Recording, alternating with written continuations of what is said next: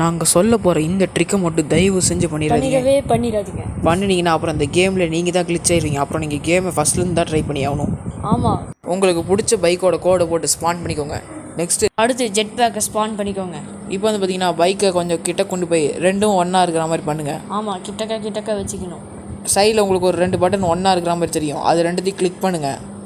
அப்புறம் பைக்கில் ஏறி உட்காந்துக்கோங்க. அப்புறம் நீங்கள் ஓடிட்டு போனீங்கன்னா இதில் என்னடா இருக்குது ஒன்றுமே தெரியலன்னு நினைப்பீங்க. ஆனால் இது 100% ரியல். இப்போ நீங்கள் பைக்கை விட்டு இறங்கி பாருங்கள், உங்களுக்கு ஒரு ஷாக். அந்த ஷாக் என்னன்னா இதுதான். நிலத்தை உடச்சி தண்ணியை உடச்சி எங்கேயோ போய் விழுந்துட்டுருக்குறோம். இது இன்ஃபினிட்டியாக போகும். அதாகப்பட்டது இது 100% ரியல். அப்படியே ஒரு சப்ஸ்கிரைப் லைக்காக போட்டுக்கோங்க. இப்போ நீங்கள் கேமரா பட்டன் திருப்பினீங்கன்னா ஜெட் பேக்கில் உட்காந்துருக்க மாதிரி இருக்கும். பஞ்ச் பட்டன் அழுத்துறீங்கன்னா சைடில் திரும்புவோம். இது ரன் பட்டன் அழுத்துறீங்கன்னா உயரமாக போய்கிட்டே இருக்கும். ஜாய்ஸ்டிக் வந்து அப்படியே தான் கண்ட்ரோல் பண்ணுறதுக்கு. அதனால் இந்த ட்ரிக்கை மட்டும் தயவு செஞ்சு பண்ணிடாதீங்க. அப்படி யாராவது தைரியசாலி பண்ணுவீங்கன்னா கமெண்ட் பண்ணுங்கள்.